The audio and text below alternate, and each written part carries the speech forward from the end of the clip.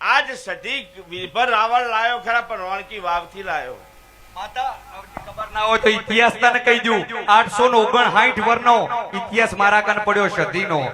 વીરભણની સધીની પાકિસ્તાનની ઓળખેણ રોણકી વાવી લેવા નતો જતો, એ બળદોનો વેપાર કરતો હતો. અને આજે મૂળ સધી ધૂણતી હોય તો પહેલું નિવેદ શેનું આલ્યું છે સધીને, એટલું કેમ મારી ભૂલ લોખંડનું માતા ભૂલી પડી જઈ, ભૂલી. અને પછી ચોખાનું આલ્યું છે.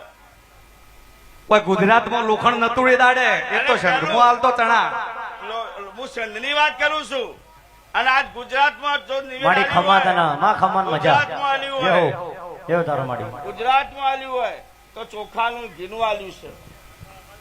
કોઠા ગોમના દરબારના દીકરાની બલી લીધેલી હતી. હોજામાં આજે ઇતિહાસ છે. પહેલું નિવેદ વીરભણને લાવીને દાડે કીધું તું કે વીરભણ તું મને સધીન લાયો શું જમાડી. એ દાડે માતાએ કીધું તું કે વીરભણ હું માગું તું નહીં આલી કી. એ દાડે માતાએ કીધું તું કે વીરભણ આલીને તો તારો એકનો એક દીકરો ચડાય. માતા પરીક્ષાએ ઉતરી હતી, જેમ ઝઘડુશાને ઉતરીને એવી રીતના વીરભણે કીધું કે માતા માટે થઈને દીકરો ચડાઈ દઉં. આ સત્ય ઘટના છે અને સાબિત કરી બતાવું સાહેબ.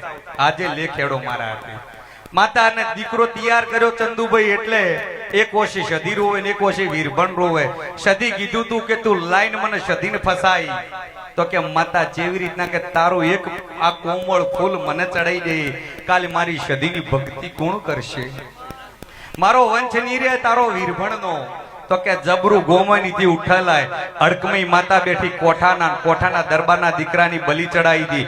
દરબારે સાહેબ પટોતરું પટલાઈ ચાલતી હતી, બંદૂક ભરાઈ દીધી હતી બે નાળી કે રાવણની સદીમાં બળ હોય તો આ છોકરાને ચડાયો હજીવન કર. એ દાડે ટોપલો ઊંચો કરીને જીવતો જેટો ઉભો કરેલો છે. આ સદીનો નિવેદ છે. લોઢાના ચણા નતા ચોખા એ દાડે હોય.